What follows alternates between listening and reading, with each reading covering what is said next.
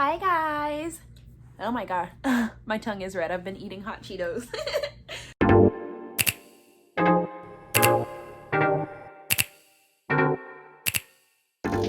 Welcome back to my channel.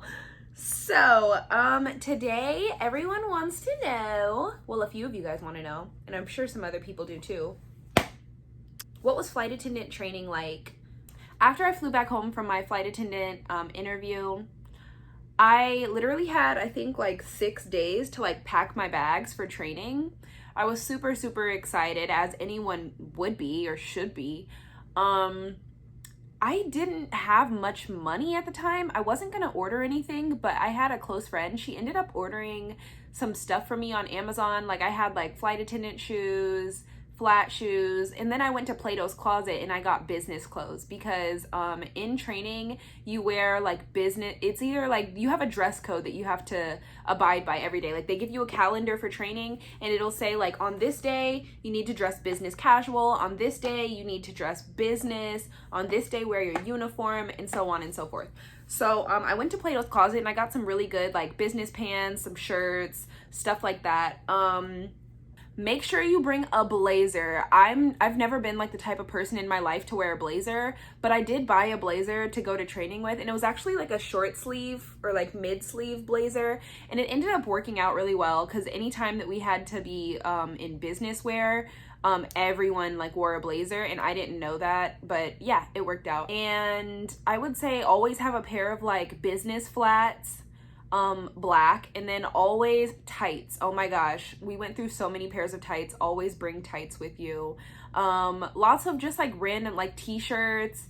Some people brought like really cute clothes, like club clothes, because we do have Saturdays and Sundays off. We don't, do anything on the weekends, so it's like some people were going out to dinner and stuff like that. But unfortunately, when you're at training, like unless you like drove to training, you don't have a car, so you can only Uber around, and we're only getting paid $120 a week. So it's not much. That's like $20 a day for food. And I mean, we were living off of Taco Bell in training because there was a Taco Bell across the street from our hotel. Yeah, training was 6.5, I think 7 weeks long ish. And you learn about emergency situations, how to evacuate the aircraft. You learn about safety procedures, and you learn about like, first aid and all that other good stuff. It was not, for me, it was not like super hard. I ended up being able to retain the information pretty well. It is taught to you at a very fast pace. And a lot of people did struggle with it. In training, you have to get like above an 80 to pass a test. And if you fail the test, then they'll let you retest. But when you take a retest, you have to get above a 90 to stay in the program. If you fail after your second time taking the test and you don't get above a 90, like say you take the test again and you get an 88, that's a fail.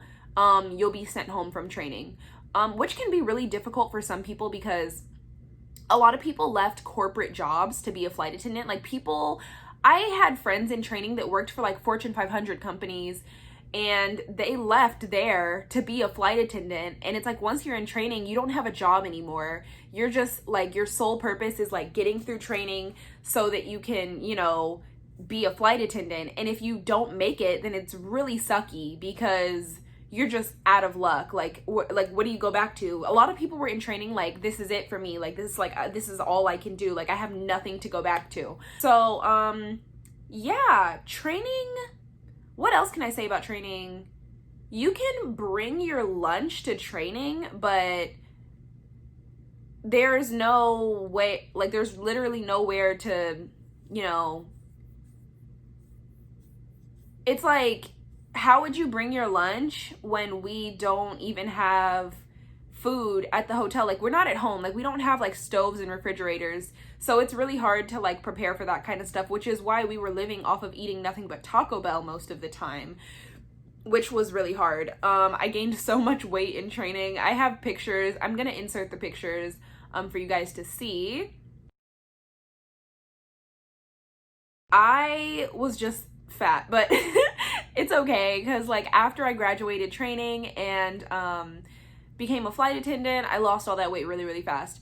So also at the end of training, you do a training flight, and then you have an initial operating experience, or IOE as we like to call it. So my training flight was to Denver, Colorado, and we took a 777 aircraft, which is like a really large, like international size plane. I had such a bad headache because at the time in training, like everyone always ends up getting sick. I think it's just like the stress. I don't know.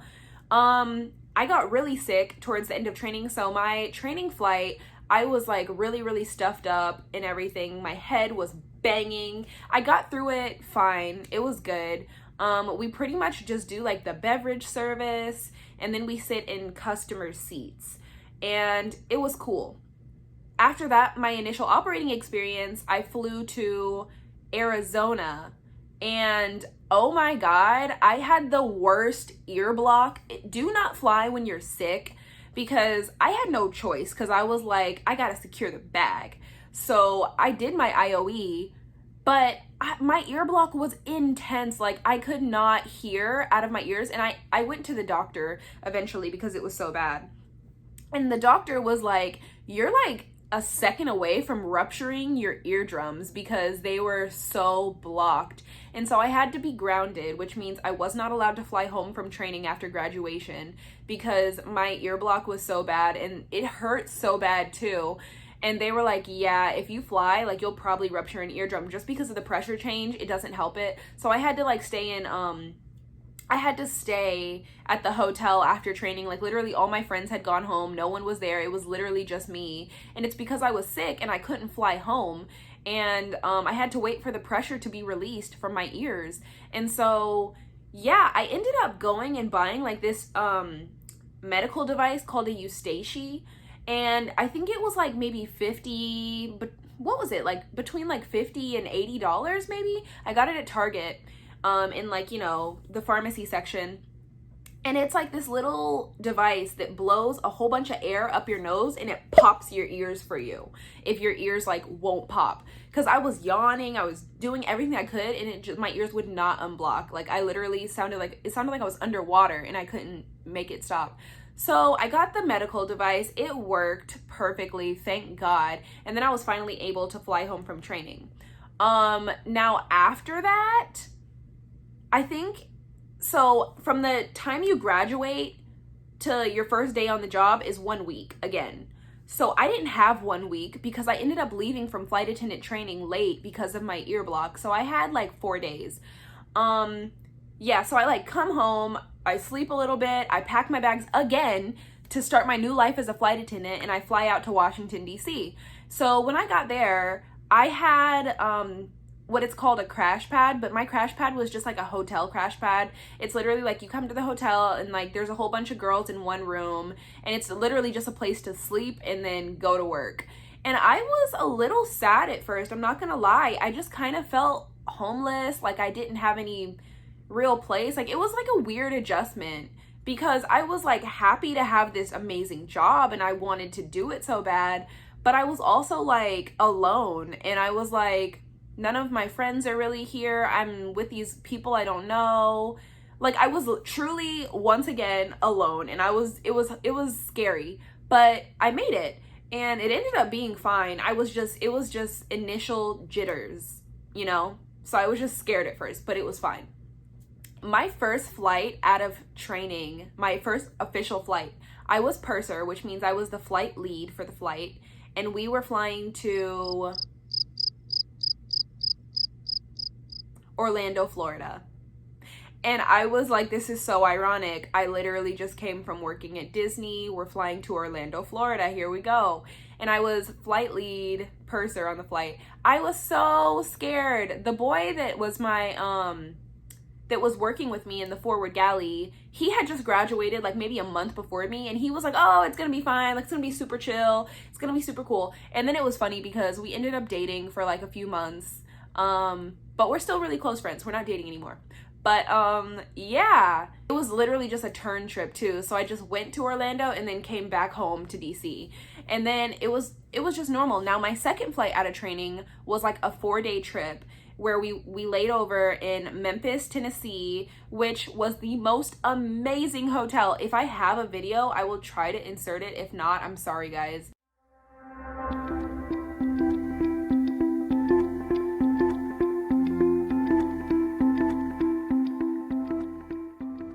Yeah, that trip was wild because I remember we went DC to Houston and there was a thunderstorm in Houston and I had never flown through turbulence before. And not just turbulence, guys. This was like soul snatching, big drops, changes in altitude, plane shaking turbulence.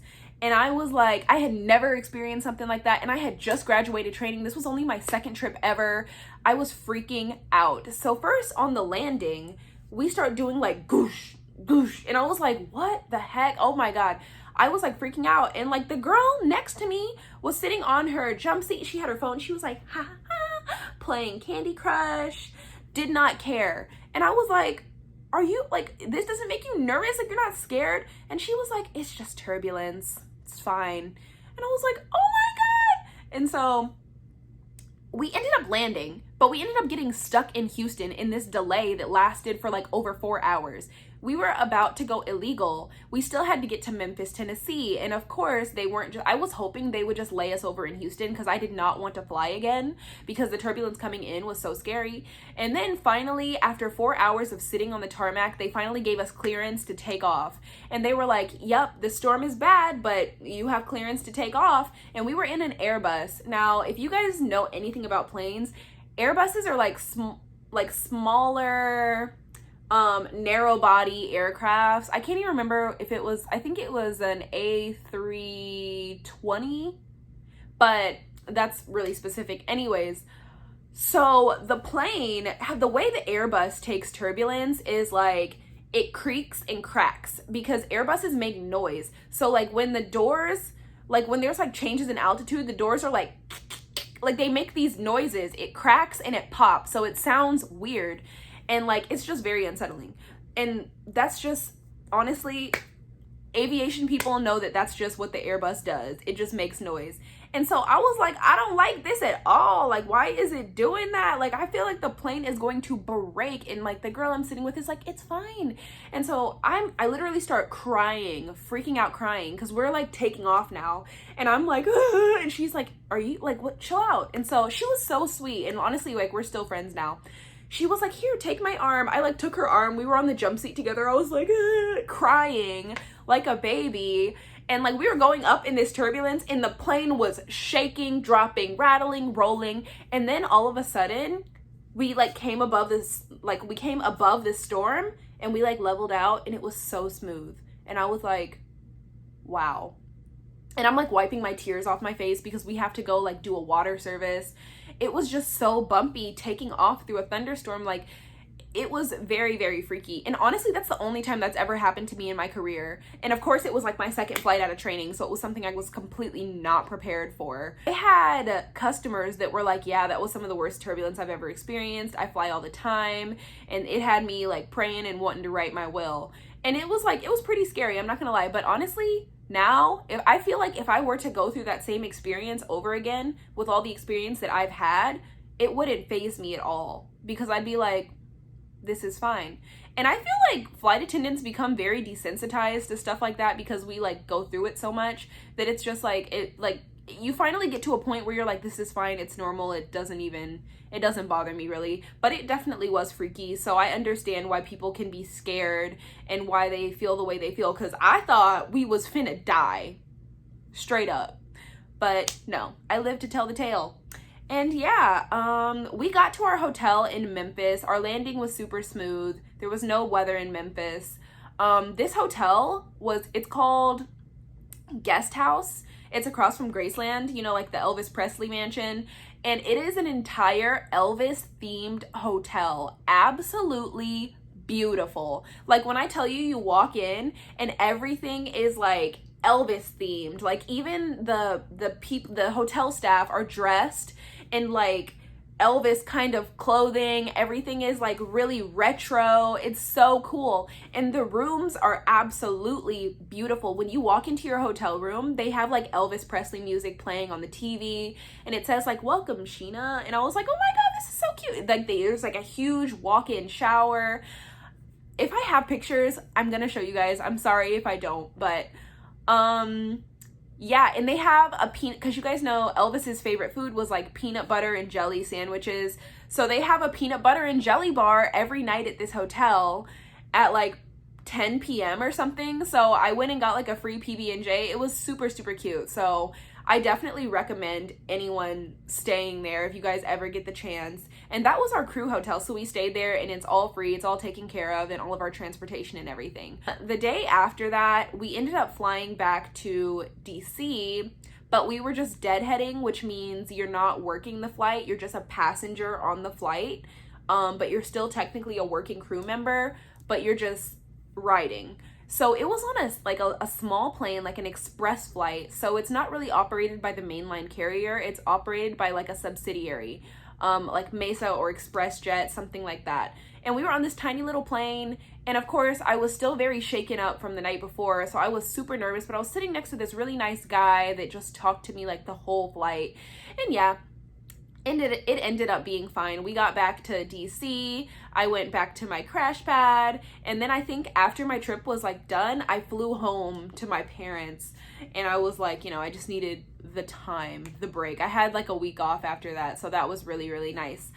But yeah, guys, all right, I'm sorry if this video was a little bit long, but I hope you enjoyed hearing about my first flight after training and what my entire training experience was like. If you guys have any more questions, please tell me what you want to see, what you want to hear in the comments, because I love all the suggestions. And thank you for 1,000 subscribers on YouTube.